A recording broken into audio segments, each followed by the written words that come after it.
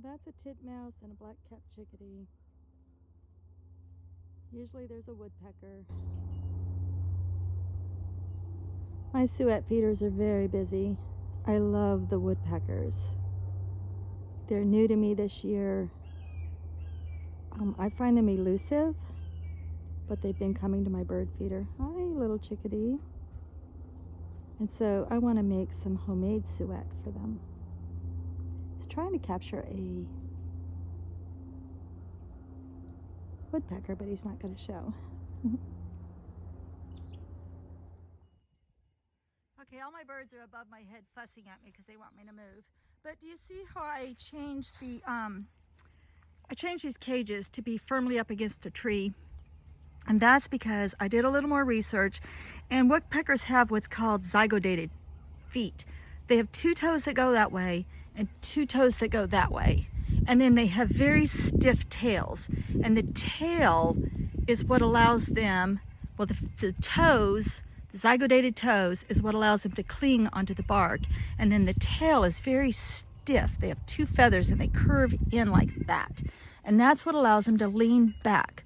Also, the way that their skulls are, their brain is inside their skulls at a different angle, so they can peck like that without hurting their brains. And they eat grubs from dead trees. But in the wintertime, the grubs are more scarce, and so that's why they come and eat at your feeders. If you're having a problem with woodpeckers at your house, try putting up feeders at the back of your property, because woodpeckers are territorial. You're not going to be inviting in new woodpeckers. Those woodpeckers are territorial. I'm going to move, sweetheart. Oh, they want me to move. Okay, I'm going to move. All right, all right.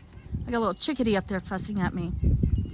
Anyway, move the feeders to the back of your property, and then your woodpeckers are territorial and they will eat from those feeders instead of, they don't like your house. It's not that your house tastes good. They're listening, they listen, and they can hear grubs moving around in here. So if they're pecking at your house, that's because you have another problem. The woodpeckers are trying to eat what they're hearing. They don't like the taste of your house. Okay, while that beef fat is rendering down, I'm going to go ahead and mix up my dry ingredients. So I went ahead and went with old-fashioned oats because that's what I have in the house. I don't think that I would use instant oats in this because they're so processed. This is just a nice middle, run-of-the-mill old-fashioned oats. So 1.5 cups of the oats, 1.5 cups of yellow cornmeal, about 3/4 cup of flour.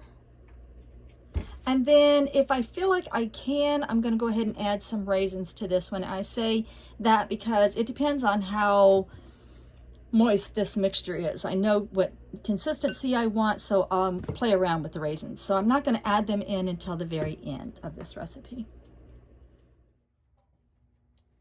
There you can see the hairy woodpecker. You can tell by the great big beak and that huge patch of red on the back of his head. And that's actually a male because a female wouldn't have any red. And there he goes. And now you can actually see the much smaller downy woodpecker. And that one's actually a female downy woodpecker because she doesn't have any red on her head.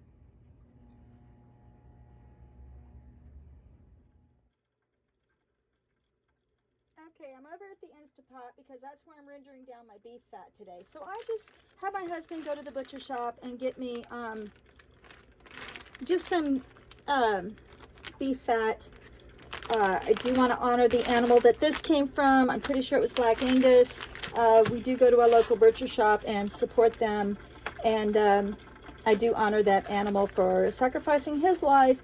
But in this, the bird seed, it can definitely go on because of the amazing things that birds do for our planet.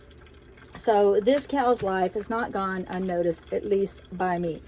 So I'm just going to use my Instant Pot today because my liquid parts of this is just going to be rendered beef fat. Well, I'll stir that in a minute because it gets really loud. It's just going to be rendered beef fat and all natural peanut butter that's left over from those peanut butter balls that I made that day. And it'll probably be equal parts of both of those, just under a pint of each. And you can see where that that beef fat is rendering down just absolutely beautifully in the Instant Pot. Some of these chunks are too big. They're probably going to end up something I might throw out to my chickens. But the smaller your pieces, the faster it renders down. And you can see it's rendering just absolutely beautifully in there. Just needs a little more time.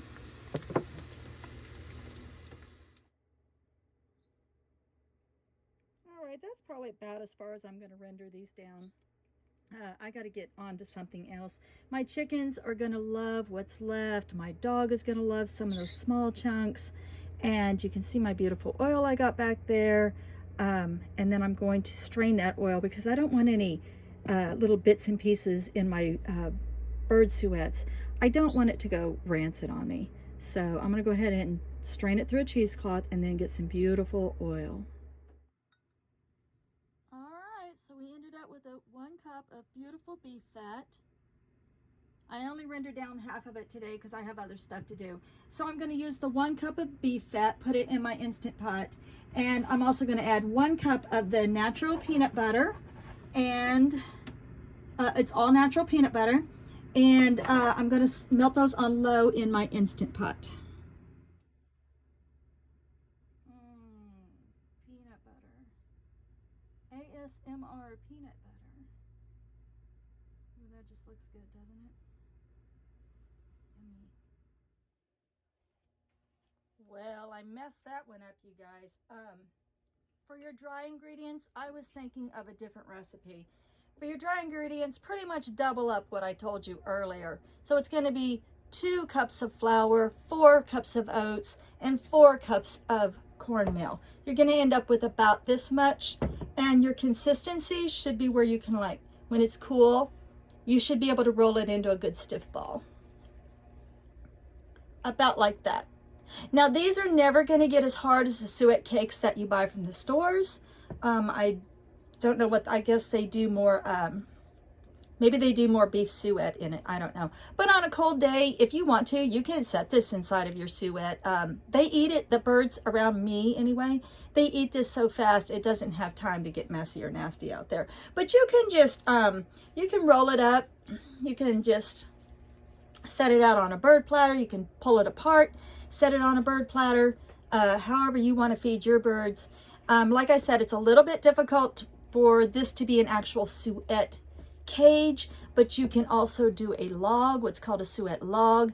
You drill about 1.5 inch holes into an old log, long skinny one, and put a hook in the end of it, and then you can smash your bird feed inside those holes, and the woodpeckers absolutely love it. The birds will go after this feed before they do the store-bought suets. I don't know if it's the peanut butter, I'm not sure what it is, or maybe it's just because it was made by your loving hands, I don't know. Anyway, this is just one idea of how to take care of our little feathered friends over the winter. Now, I don't ever feed my birds in the summertime. I pull down all my feeders except for my hummingbird feeders in the summertime. Plenty of insects, plenty of grubs, plenty of natural food for them. This is just during the harsh, cold winter. All right, guys, thanks for watching. Sorry about the measurements. I'll put the right measurements in the description or in the comments. Thanks, guys. Have a great day.